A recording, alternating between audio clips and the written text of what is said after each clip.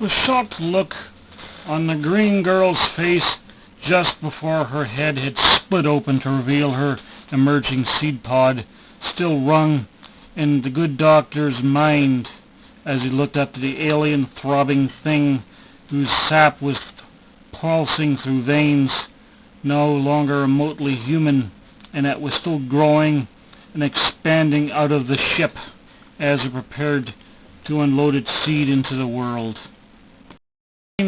Moved carelessly towards one of the seed pods, and the rustling and movement of the Venus flytrap head towards him with its threatening thorns quickly told the doctor that although the thing might not be human, it still was sentient and was protecting its own.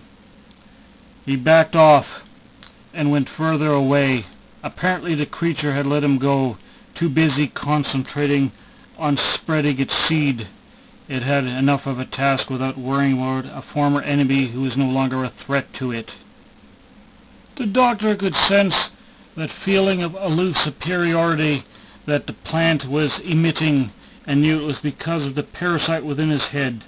He had to agree. He was no longer a threat. However, he had wanted to know what had triggered the change, and so he began following some of the tendrils further into the ship, into the hold. He wanted to see where they led. The tendrils led down into the bilge, where there had been supplies of water that the creature could have fed off of, and other tendrils led to tins of food and meat and fertilizer, and others led into the old grain bins which the creature had fed off of.